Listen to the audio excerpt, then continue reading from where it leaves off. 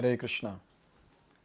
We are seeing Krishna's opulences, and Krishna himself is describing all these opulences. So let's see some of them in shloka number 35. Brahat Sama Tatha Samnam Gayatri Chandasam Aham Masanam Marga Shirshoham Ritunam Kusumakaraha. So here Krishna is saying Brahat Sama Tatha Samnam. So Krishna previously said that he's out of all the Vedas, he's Sama Veda, but here he's saying of the hymns in the Sama Veda, what is he? I am the Brahat Sama. So there's a section called Brahat Sama. So he's saying that I am the Brahat Sama. Gayatri Chandasam Aham, and of the poetry, I am the Gayatri. Masanam Marga Shirshoham. Of the months, I am Marga Shirsha. November, December, that particular month. Ritunam Kusumakaraha. And of all the seasons, I am flower bearing spring, he says. So here, it's a very nice shloka which describes many things. Let's see each aspect in detail. Here it is said, the Sama Veda is rich with beautiful songs played by various demigods. One of these songs is the Brahat Sama, which has an exquisite melody and is sung at midnight. So it is said that Sama Veda has got a lot of wonderful songs which actually glorify the Supreme Personality of Godhead. And here, this Brahat Sama which is there is best of all that. So Krishna is saying that in Sama Veda, I am Brahat Sama. And then we are talking about Gayatri Mantra. Gayatri Chandasam Aham. In Sanskrit, there are definite rules that regulate poetry. Rhyme and meter are not written whimsically as in much modern poetry. So to write a verse in Sanskrit, it's not an easy thing. Many things have to be taken care. The words have to be placed very properly. And before that, the meter has to be decided in which meter we are supposed to sing that. So it's pretty complicated.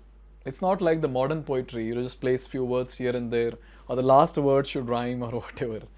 But when it comes to Sanskrit, it has to be very perfect, very proper.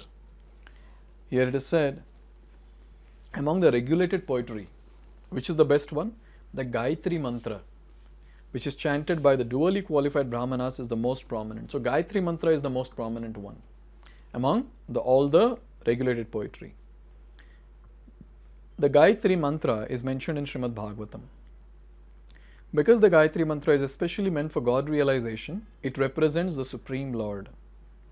This mantra is meant for spiritually advanced people, and one, when attains success in chanting it, he can enter into the transcendental position of the Lord.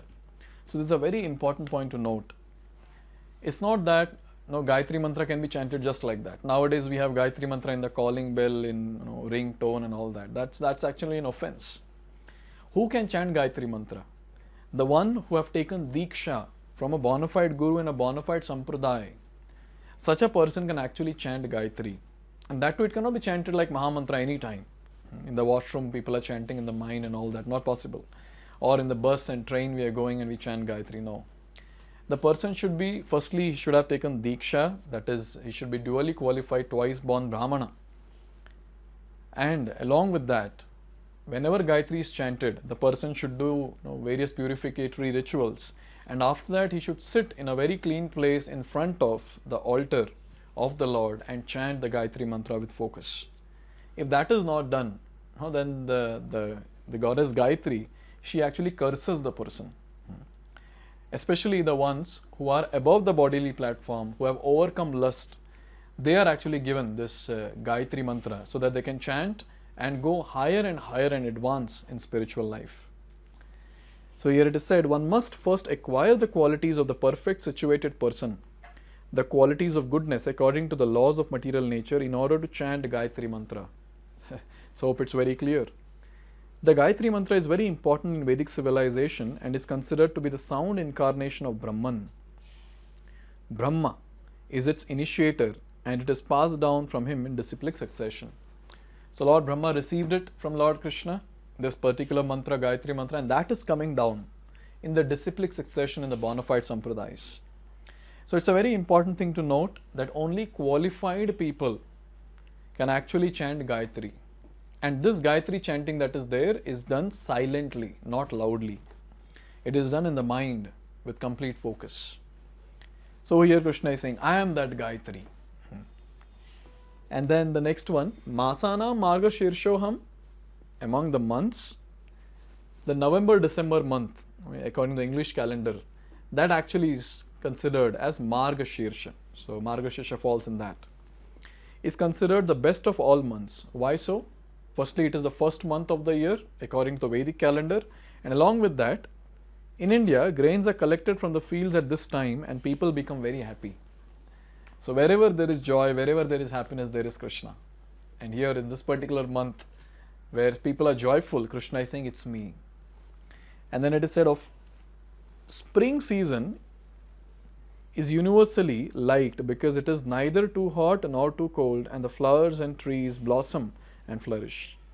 In spring, there are also many ceremonies commemorating Krishna's pastimes. Therefore, this is considered to be the most joyful of all seasons, and it is the representative of Supreme Lord Krishna. So here as Krishna says, Ritunam Kusumakaraha, I am that spring season, because that's very, very joyful, that's very nice, people like it, and Krishna says it's me. So in this way Krishna has described wonderful opulences of his own. Now let's see few more in the next video. Hare Krishna. Hare Krishna, Hare Krishna.